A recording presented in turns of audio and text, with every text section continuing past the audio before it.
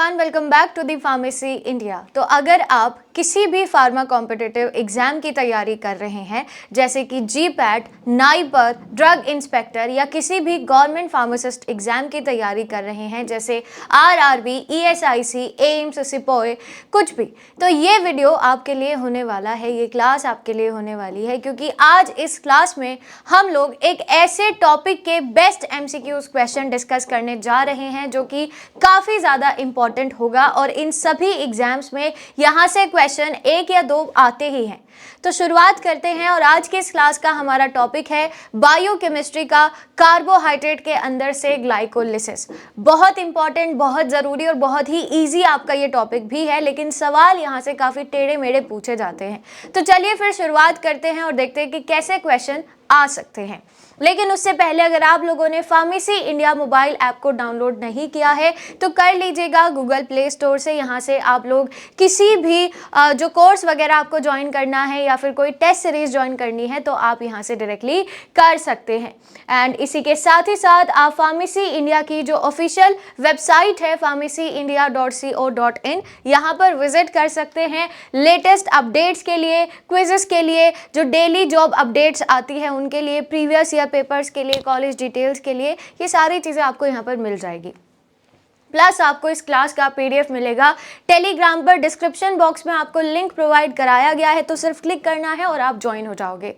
And अगर आपको किसी और भी डिटेल में फार्मा कॉम्पिटिटिव एग्जाम की तैयारी करनी है तो आप फार्मेसी इंडिया का ऑफिशियल यूट्यूब चैनल देख सकते हैं। किसी भी सेमेस्टर या यूनिवर्सिटी एग्जाम की तैयारी करनी है तो आप फार्मेसी इंडिया लाइव को विजिट कर सकते हैं और जॉब रिलेटेड, किसी भी फार्मा रिलेटेड जॉब के लिए आप लोग विजिट कर सकते हैं फार्मेसी इंडिया जॉब्स को।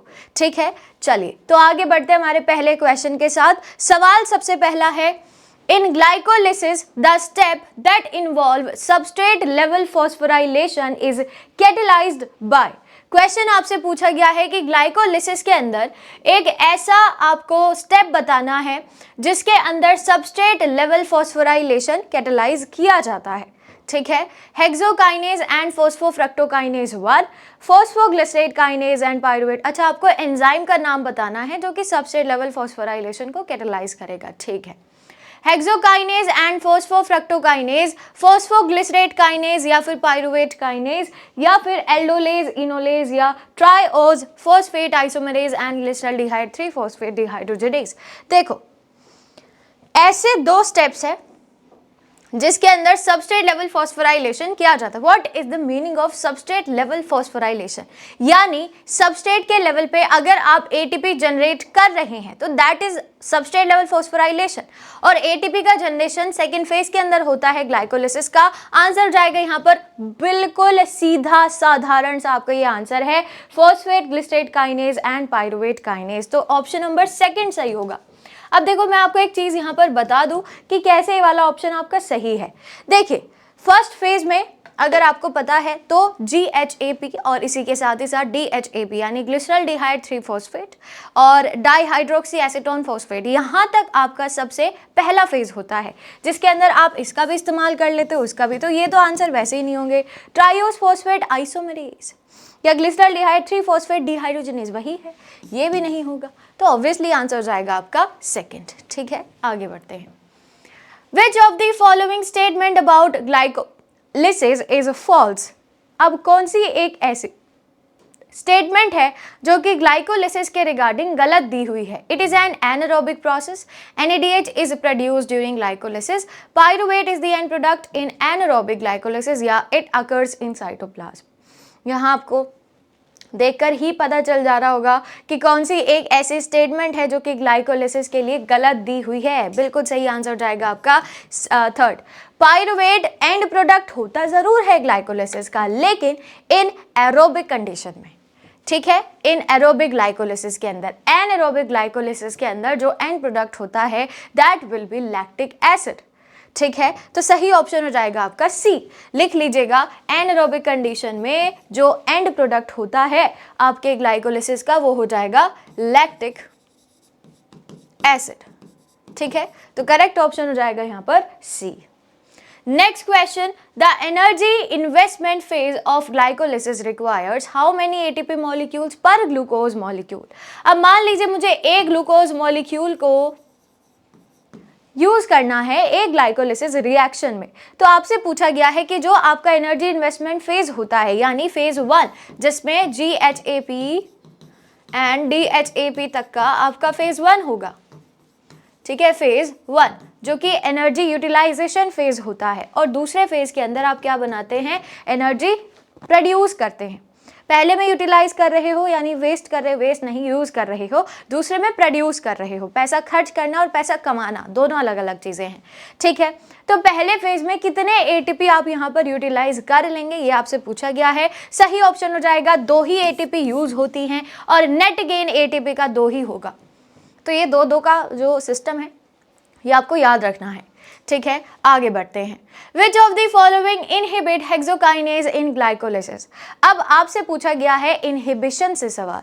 अगर आपको हेक्सोकाइनेज को इनहिबिट करना है यानी इसके फंक्शन को आपको रोकना है, ब्लॉक करना है, तो आप किसका यूज करेंगे, ATP, fructose 2,6 bisphosphate, glucose 6 phosphate या फिर पायरुवेट। देखो हेक्सोकाइनेज एक ऐसा एंजाइम है जो कि ग्लूकोज से ग्लूकोज 6 फॉस्फेट बनाता है, ठीक है, ग्लूकोज 6 फॉस्फेट बनाएगा। यहाँ पर यूज किया जाता है आपका हेक्सोकाइनेज। मेनली जो पहली स्टेप होता है ना इसके ग्लाइकोलिसिस के अंदर, that is catalysed by hexokinase, ठीक है। लेकिन किसकी वजह से इसको इनहिबिट किया जा सकता है, that will be none other than glucose 6 phosphate, ठीक है। ये बनाता भी है और यही इसको इनहिबिट भी कर सकता है। इनहिबिटर जो होगा हेक्सोकाइनेज का that will B glucose 6 phosphatase, ठीक है, क्लियर हो गया। चलिए नेक्स्ट क्वेश्चन की तरफ चलते हैं। Which ion is required as a cofactor for most glycolytic enzymes? आपके ऑप्शन है कैल्शियम, मैग्नीशियम, जिंक या फिर सोडियम। सवाल पूछा गया है कि इनमें से कौन सा एक ऐसा आयन है जो कि ज्यादातर ग्लाइकोलिटिक एंजाइम, मतलब जो एंजाइम ग्लाइकोलिसिस के अंदर ज्यादातर यूज होते हैं उनके लिए कोफैक्टर की तरह काम करेगा। कैल्शियम, मैग्नीशियम, जिंक या फिर सोडियम। देखो ग्लाइकोलिसिस करने के लिए आपको कोफैक्टर्स की जरूरत पड़ती है और वो कोफैक्टर होगा आपका मैग्नीशियम, ठीक है। मैग्नीशियम ज्यादातर ग्लाइकोलिटिक एंजाइम्स के लिए एज अ कोफैक्टर काम करेगा। कोफैक्टर का काम क्या होता है, किसी भी एंजाइम के फंक्शन में हेल्प करना, ठीक है। किसी भी एंजाइम का जो भी फंक्शन होता है, अब फंक्शन तो आप लोग जानते ही हैं कि किस तरीके से वो काम करेगा। सबस्ट्रेट के साथ जाकर बाइंड करेगा, उसके बाद सबस्ट्रेट एंजाइम कॉम्प्लेक्स बनता है, फिर प्रोडक्ट एंजाइम कॉम्प्लेक्स बनेगा। तो इन्हीं सारे के सारे फंक्शंस में हेल्प करता है आपके जो कोफैक्टर्स होते हैं। हमारे पास बहुत कोफैक्टर्स हैं जैसे ATP, NADH, NADP, FAD, FADPH। तो ये सारे के सारे आपके पास कोफैक्टर्स हैं, ठीक है। इन सभी का फंक्शन कुछ इसी तरीके से होगा। नेक्स्ट है the enzyme that कैटलाइजेस the dehydration step in glycolysis is. अब एक ऐसा एंजाइम आपको बताना है जो कि ग्लाइकोलिसिस में जो डिहाइड्रेशन स्टेप होता है उसको कैटलाइज करेगा। Phosphoglycerate kinase, enolase, triose phosphate isomerase या फिर ग्लिसरल्डिहाइड 3 फॉस्फेट डिहाइड्रोजनेज। अब आपको आंसर तो मिल ही गया होगा क्योंकि नाम में ही, सारे एंजाइम्स के नाम में ही उनके फंक्शंस छुपे हुए होते हैं। Answer will be B, enolase, ठीक है। इनोलेज का यूज किया जाता है जब आप डिहाइड्रेशन रिएक्शन को कैटलाइज करते हैं एक ग्लाइकोलिसिस के अंदर। ये सेकेंड फेज की रिएक्शन है। सेकेंड फेज में होता है आपका डिहाइड्रेशन, ठीक है। देखो मैं आपको बता दूं कि चाहे ग्लाइकोलिसिस हो, ग्लाइकोजेनोलाइसिस हो, ग्लाइकोजेनेसिस हो या फिर ग्लूकोनियोजेनेसिस हो, ये 4 की 4 रिएक्शन इतनी ज़रूरी है बहुत हद से ज़्यादा, ठीक है। तो इनको आपको अच्छे से करना पड़ेगा। याद करो, कैसे ही करो, क्योंकि सबसे बड़ी रिएक्शन यही है इसके अंदर, ग्लाइकोलिसिस। बाकी आपकी तीनों की तीनों रिएक्शन है वो बहुत इजी है। तो अगर ये आपने बहुत अच्छे से याद कर ली, तीनों अपने आप याद हो जाएंगी, ठीक है। चलिए आगे बढ़ते हैं। द सबस्ट्रेट फॉर फॉस्फोफ्रक्टोकाइनेज 1 इज, यानी फॉस्फोफ्रक्टोकाइनेज किसके लिए काम करता है? Glucose 6 phosphate, fructose 6 phosphate, fructose 1,6 bisphosphate या फिर ग्लूकोज पे तो करेगा नहीं, ठीक है। एक और मैं आपको चीज बता दूं इसके बारे में, ये आपका रेट लिमिटिंग एंजाइम है, ठीक है, रेट लिमिटिंग एंजाइम है। और किसका किसका रेट लिमिटिंग एंजाइम है? पूरी ग्लाइकोलिसिस रिएक्शन का। इसके हाथ पर डिपेंड करेगा कि भैया रिएक्शन की स्पीड क्या होगी, क्या वो बहुत फास्ट होगा, क्या बहुत स्लो होगा, या फिर मीडियम रेट से वो चलेगा। सब कुछ इसी के हाथ में होता है। और इसका जो यहाँ पर सबस्ट्रेट होगा that will B fructose 6 phosphate, जिसकी हेल्प से फ्रक्टोज 1,6 बिस फॉस्फेट आप बनाएंगे। ठीक है, तो देखो ये भी ठीक है। फ्रक्टोज 6 फॉस्फेट से फ्रक्टोज 1,6 बिस फॉस्फेट आप बनाते हैं फॉस्फोफ्रक्टोकाइनेज की मदद से। क्लियर है? चलिए आगे बढ़ते हैं। आगे बढ़ने से पहले मैं आपको कुछ बुक्स के बारे में यहाँ पर इंफॉर्मेशन जानकारी देना चाहूँगी। वैसे मैं ऑलरेडी दे भी चुकी हूँ, लेकिन जो लोग नए जुड़े हैं आज की इस क्लास से, सबसे पहली चीज़, आप अगर GPAT एग्ज़ाम की तैयारी कर रहे हैं तो उसके लिए हमारे पास 2 सेट्स है बुक का, जिसमें सबसे पहला है GPAT बूस्टर, ठीक है, जिसके अंदर आपको मॉडल पेपर्स दिए जा रहे हैं। और दूसरा हमारे पास है GPAT पंच, जो कि GPAT एग्जाम के लिए एक ब्रह्मास्त्र बुक है और ये इंडिया की सबसे पहली कलर्ड बुक होने वाली है फार्मा कॉम्पिटिटिव एग्जाम के लिए। प्लस इसमें आपको डिटेल एक्सप्लेनेशन दिया जा रहा है विद देयर रेफरेंसेस, समझ लो, रेफरेंसेस के साथ। और इसी के साथ ही साथ अगर आप ड्रग इंस्पेक्टर एग्जाम की तैयारी कर रहे हैं तो उसके लिए मिशन ड्रग इंस्पेक्टर बुक है, जो कि एक प्रीवियस ईयर क्वेश्चन बुक है, ऑब्जेक्टिव बुक है, जिसमें पिछले 30 सालों के MCQs क्वेश्चंस दिए गए हैं। 30 सालों के MCQs क्वेश्चन, ठीक है, जो मोर देन इनफ होते हैं। और अगर आप किसी भी फार्मासिस्ट एग्जाम की तैयारी कर रहे हैं तो उसके लिए भी 2 बुक्स का सेट है, जिसमें सबसे पहला है 7 मॉड्यूल सेट, जिसके अंदर आपको एक प्रैक्टिस के लिए प्रैक्टिस बुक भी दी जा रही है। इसी के साथ ही साथ दूसरा मिशन फार्मासिस्ट, जो कि अमेजॉन फ्लिपकार्ट की बेस्ट सेलिंग बुक है फार्मासिस्ट एग्जाम के लिए, और ये भी आप ऑर्डर कर सकते हैं। ठीक है, तो ये सारी के सारी जो बुक्स है ये फ्लिपकार्ट, अमेजॉन और फार्मेसी इंडिया के जो ऐप है वहाँ से आप लोग ऑर्डर कर सकते हैं विद कैश ऑन डिलीवरी। ठीक है, चलिए आगे बढ़ते हैं। नेक्स्ट क्वेश्चन है, अ deficiency in which glycolytic enzyme causes haemolytic anaemia. इनमें से कौन सी ऐसी डेफिशिएंसी है जो कि ग्लाइकोलाइटिक एंजाइम कॉज करता है, हीमोलाइटिक एनीमिया कॉज करेगा। ठीक है, फॉस्फोफ्रक्टोकाइनेज 1, हेक्सोकाइनेज, पाइरुवेट काइनेज या फिर एल्डोलेज। अच्छा, सवाल आपसे पूछ रहा है कि किस एंजाइम की डेफिशिएंसी से हीमोलाइटिक एनीमिया होता है। What is haemolytic anaemia? जब समय से पहले RBCs रप्चर होना शुरू हो जाती हैं, that is called haemolytic anaemia. Lytic means break down. ठीक है, तो सही ऑप्शन क्या हो जाएगा यहाँ पर? Answer will B pyruvate kinase. मान लीजिए पाइरुवेट काइनेज पूरी तरीके से डेफिशिएंट हो जाएगा तो इसकी वजह से जो RBCs है उनके रप्चर होने के चांसेस 98% या 99% इंक्रीज हो जाते हैं, जिसकी वजह से ये प्रॉब्लम कॉज होती है, जिसमें डेफिशिएंसी ऑफ RBC होना शुरू हो जाएगा, ऑक्सीजन कम जाएगा, मतलब पूरी तरीके से खून की कमी हो जाती है इसके अंदर। ठीक है, अगला सवाल, the glycolytic intermediate that directly donates a phosphate group to ADP is. बहुत इजी सवाल है। सवाल पूछा गया है कि एक ऐसा ग्लाइकोलाइटिक इंटरमीडिएट आपको बताना है जो कि फॉस्फेट ग्रुप ADP को डायरेक्टली डोनेट करता है। ADP क्या होता है? Adenosine diphosphate. ठीक है, एडिनोसिन डाइफॉस्फेट। तो इसको कौन है जो कि आपके फॉस्फेट ग्रुप को डायरेक्टली डोनेट करता है? Glucose 6 phosphate, 3 phosphoglycerate, phosphoenol pyruvate या फिर 1,3 बिस फॉस्फोग्लिसरेट। देखो सही ऑप्शन जो हो जाएगा दैट विल बी PEP यानी फॉस्फोइनॉल पाइरुवेट, जो कि सेकेंड लास्ट स्टेप के अंदर बनाया जाता है। यही एक ऐसा आपका इंटरमीडिएट है जो कि डायरेक्टली डोनेट करेगा फॉस्फेट ग्रुप को, ADP को, और क्या बना देगा? ATP बना देगा। ऑब्वियस सी बात है भाई, जब आप एक ADP को इनऑर्गेनिक फॉस्फेट डोनेट करेंगे तो क्या बन जाएगा उससे? ATP। ठीक है, तो सही ऑप्शन हो जाएगा आपका C यानी फॉस्फोइनॉल पाइरुवेट, जिसको हम लोग PEP के नाम से भी जानते हैं। इससे फिर डायरेक्टली क्या बन जाता है? पाइरुवेट। ये सेकेंड लास्ट स्टेप क्या है?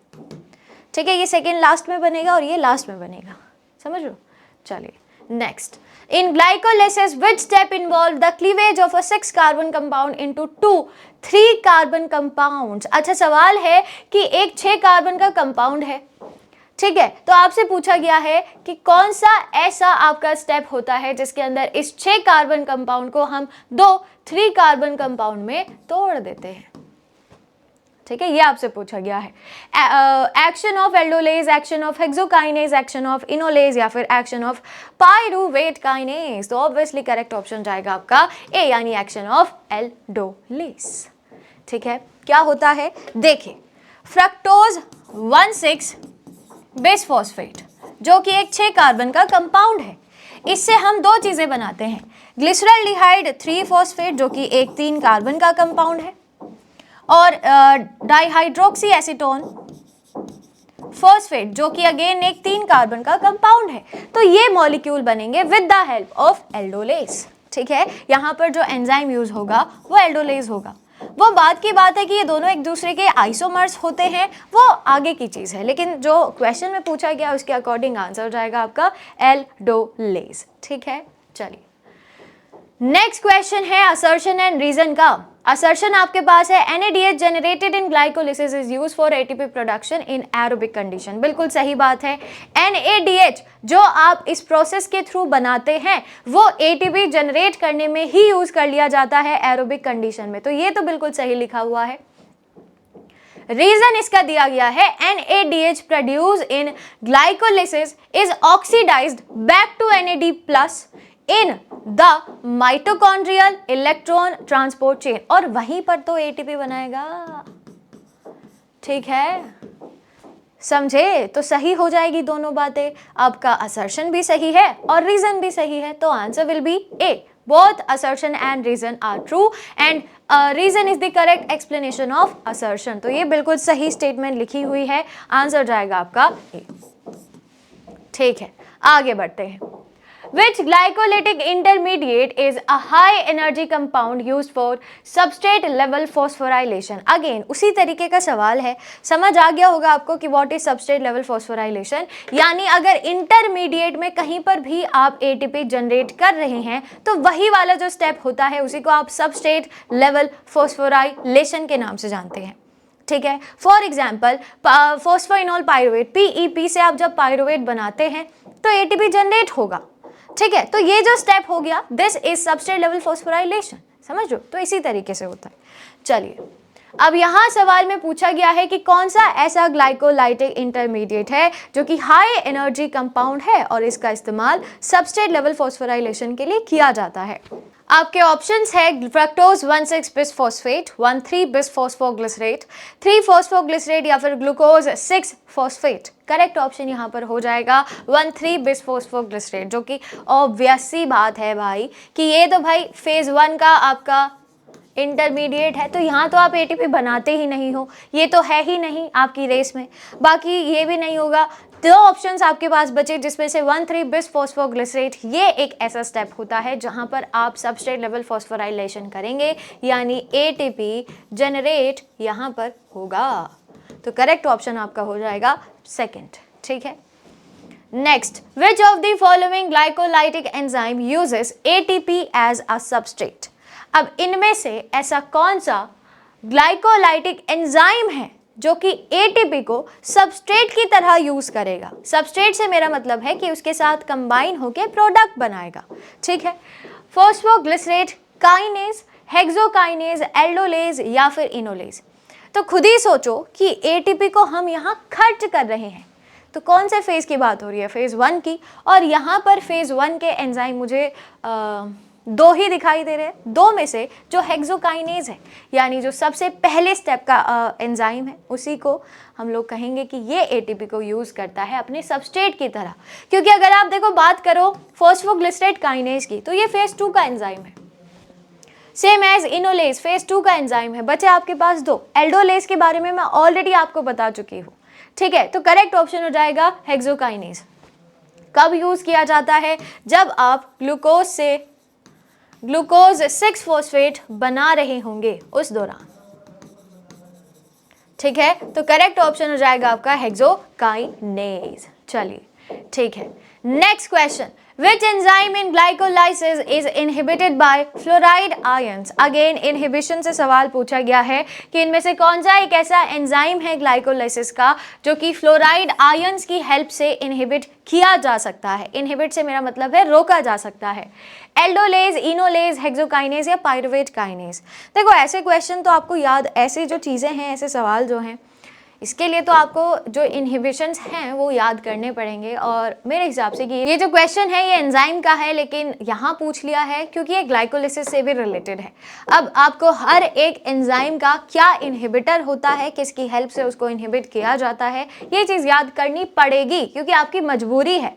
ठीक है, चलिए खैर मैं यहाँ बता देती हूँ। फ्लोराइड आयन की हेल्प से एक ऐसा एंजाइम जो इनहिबिट होता है, जो उसका इनहिबिटर है, दैट विल बी इनोलेज। ठीक है, that will be enolase. Enolase की हेल्प से आप क्या बनाते हो? पीईपी, फोस्फोइनोल पाइरुवेट बनाते हो। ठीक है, चलिए आगे बढ़ते हैं। नेक्स्ट क्वेश्चन हमारे पास है, which enzyme catalyses the rate limiting step of glycolysis? शायद मैं इसके बारे में आपको बता चुकी हूँ। एक ऐसा एंजाइम जो पूरी रिएक्शन की रेट को कंट्रोल करेगा, उसकी स्पीड को अपने हिसाब से कंट्रोल करेगा, उस अपने हिसाब से चलाएगा, जब मर्जी फास्ट करा देगा, जब मर्जी स्लो करा देगा, वेरी स्लो करा सकता है, सब कुछ उसी के हाथ में है। That enzyme is phosphofructokinase 1। ठीक है, कौन सी स्टेप को ये कैटालाइज करता है? जब आप फ्रक्टोज 6 फॉस्फेट से फ्रक्टोज 1,6 बिसफॉस्फेट बना रहे होंगे, उसको ये कैटालाइज करेगा।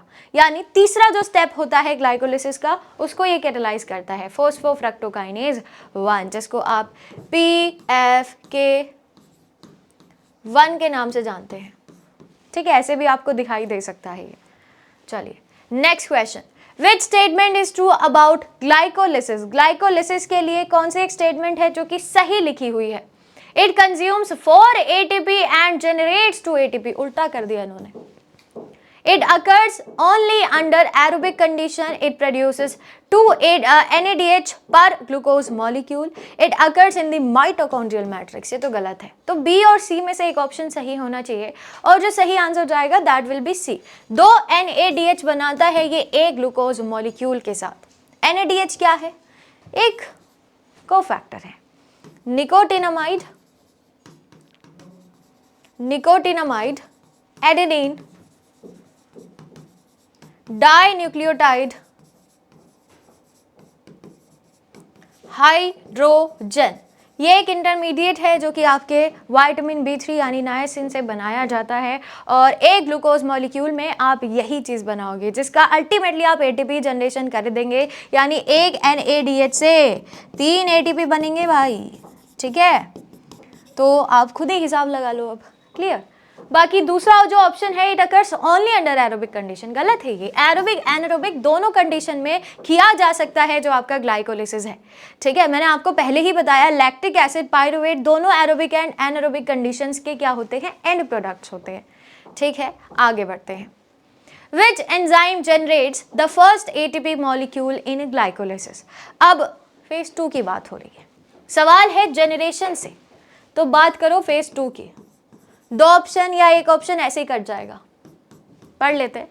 ये तो नहीं कटेगा, ये भी नहीं कटेगा, ये और ये कट जाएगा क्योंकि ये दोनों एंजाइम फेज 1 के हैं। ठीक है, तो ये तो हमने एलिमिनेट कर लिया और इजी हो गया हमारा क्वेश्चन। फॉस्फोग्लिसरेट काइनेज या फिर पाइरुवेट काइनेज, अब खुद ही सोचो, मैं बता चुकी हूँ उसके बारे में कि कौन सा एंजाइम है जिसका यूज़ करेंगे आप सबसे पहला ATP जनरेट करने के लिए। ठीक है, क्योंकि यहाँ लिखा हुआ है first ATP molecule in glycolysis, that will be A, phosphoglycerate kinase। क्योंकि चलो ठीक है पाइरुवेट काइनेज भी करेगा, लेकिन ये दूसरा ATP जनरेट करता है। सवाल में आपसे फर्स्ट ATP पूछा गया है, एक ATP यहाँ बनेगा मतलब 2 और दूसरा ATP इधर बनेगा। ठीक है, लेकिन फर्स्ट ATP जनरेट आपका फॉस्फोग्लिसरेट काइनेज ही करता है। ठीक है, कब होगा ये? जब आप GHAP से क्या बनाते हैं? 1,3 बिसफॉस्फोग्लिसरेट बनाते हैं। समझ लो, ये ग्लिसरॉल्डिहाइड 3 फॉस्फेट है, ये 1,3 बिसफॉस्फोग्लिसरेट के 2 मॉलिक्यूल जब बनते हैं वहीं पर ही 2 ATP का जनरेशन भी आप कर लेते हो। ठीक है, चलिए आगे बढ़ते हैं, आगे का तो क्वेश्चन का आंसर पहले ही दिया गया है, चलो कोई नहीं। Which of the following enzyme is unique to gluconeogenesis and not a part of glycolysis? चलो, तो ये तो बहुत इजी सवाल था कि ग्लाइकोलिसिस का एक एंजाइम नहीं है, बस यही पूछा गया है। पायरुवेट काइनेज है, हेक्सोकाइनेज भी है और PFK1 भी है, तो इनके बारे में हम ऑलरेडी चर्चा कर चुके हैं। आंसर दिया गया है पहले से ही, तो आंसर जाएगा आपका सेकेंड, फ्रक्टोज 1,6 बिस फोस्फेटेज। ठीक है, चलिए, ये ग्लूकोनियोजेनेसिस में यूज किया जाता है। What is gluconeogenesis? Synthesis of new glucose. ठीक है, तो ये यूज किया जाता है सिंथेसिस ऑफ न्यू ग्लूकोज में, समझे? चलिए आगे बढ़ते हैं। Second last question, the key regulatory enzyme of glycolysis include all except. अब वही सवाल यहां पर भी पूछा गया है कि की रेगुलेटरी एंजाइम सारे होते हैं लेकिन एक नहीं है, हेक्सोकाइनेज, PFK1, पायरुवेट काइनेज या फिर ग्लूकोज 6 फॉस्फेटेज। तो इसके भी बारे में मैं आपको तब से ही बताते हुए आ रही हूं, ये भी हम लोग बात कर चुके हैं, इसके बारे में भी चर्चा कर चुके हैं, लेकिन कहीं भी आपने मेरे मुंह से ग्लूकोज 6 फॉस्फेटेज का नाम नहीं सुना है, क्योंकि ये एक की रेगुलेटरी एंजाइम है ही नहीं ग्लाइकोलिसिस में। तो करेक्ट ऑप्शन ऑब्वियसली डी हो जाएगा, ग्लूकोज 6 फॉस्फेटेज, जो कि एक रेगुलेटरी एंजाइम है ही नहीं ग्लाइकोलाइसिस के अंदर। ठीक है, ये दूसरे मेटाबॉलिक रिएक्शंस के अंदर यूज किया जाता है, लेकिन यहां नहीं होगा। ठीक है, तो करेक्ट ऑप्शन जाएगा डी। एंड लास्ट क्वेश्चन इस क्लास का असर्शन एंड रीजन है। असर्शन दिया गया है फॉस्फोफ्रक्टोकाइनेज 1 is the key regulatory enzyme in glycolysis. चलो सही है, तो ये तो सही है। रीजन है फॉस्फोफ्रक्टोकाइनेज 1 catalyzes the phosphorylation of glucose to glucose 6 phosphate।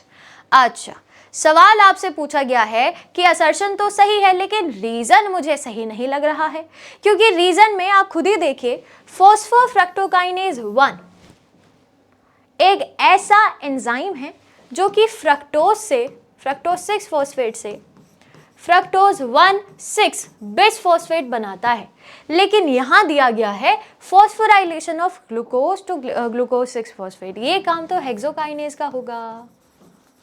ठीक है, तो असर्शन सही है बट रीजन गलत है। ठीक है, assertion and true but reason is false. Correct option जाएगा आपका सी। ठीक है, समझ तो आ गया है ना कि क्यों गलत है, समझ रहे हो? क्लियर? तो correct option will be C, assertion is true but reason is false. इसको सही कर लेना, ये होगा सही आंसर, क्योंकि रीजन तो करेक्ट हो ही नहीं सकता, ये गलत है। ठीक है, answer will be C. Clear? चलिए, तो इसी के साथ ये जो हमारी क्लास है यहीं पर समाप्त होती है। आई होप कि आपको इस टॉपिक से कैसे सवाल आते हैं ये चीज़ समझ आ गई होगी, और PDF के लिए टेलीग्राम की लिंक दी गई है, तो मेक श्योर कि आप उसके साथ ज्वाइन ज़रूर हो जाए। ठीक है, अगली क्लास के अंदर मिलते हैं, एंड तब तक के लिए stay tuned with pharmacy India. Thank you.